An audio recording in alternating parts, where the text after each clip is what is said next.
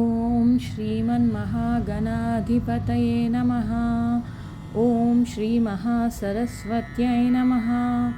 ఓం శ్రీ గురుభ్యో నమః. హరి ఓం.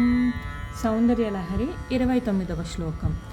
కిరీటం వైరించం పరిహర పురః కైటభవిదః కఠోరే కోటీరే స్ఖలసి జహి జంభారిమకుటం ప్రణమ్రేష్వేతేషు ప్రసభముపయాతస్య భవనం భవస్యాభ్యుత్థానే తవ పరిజనోక్తిర్విజయతే.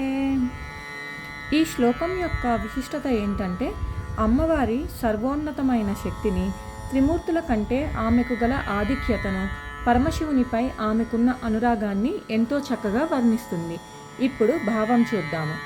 అమ్మ, ఒకరోజు నీ భర్త అయిన పరమశివుడు అకస్మాత్తుగా నీ అంతఃపురానికి వచ్చాడు. ఆయనను చూడగానే నీకు ఎక్కడలేని ఆనందం తొందర వేశాయి. శివుడికి ఎదురెళ్ళి స్వాగతం చెప్పడం కోసం నీవు నీ సింహాసనం మీది నుంచి పరుగు పరుగున లేచావు. కానీ అదే సమయంలో బ్రహ్మ, విష్ణువు, ఇంద్రాది దేవతలందరూ నీ పాదాలకు నమస్కారం చేస్తూ సాష్టాంగపడి ఉన్నారు.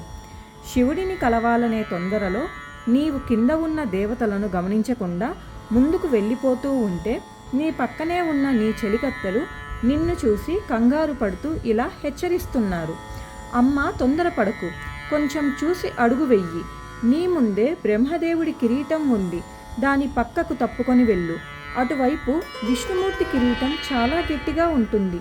నీ మెత్తని పాదాలు దానికి తగిలితే నీకు దెబ్బ తగులుతుంది, జాగ్రత్త. అదిగో అక్కడ ఇంద్రుడి కిరీటం ఉంది, చూసి దాటమ్మా అని నీ చెలికత్తెలు నిన్ను కాపాడడానికి గట్టిగా అరుస్తున్న మాటలే నీ రాజభవనంలో గొప్పగా ధ్వనిస్తున్నాయి. ఇంతటితో సౌందర్యలహరి 29వ శ్లోకం సమాప్తం. స్వస్తి.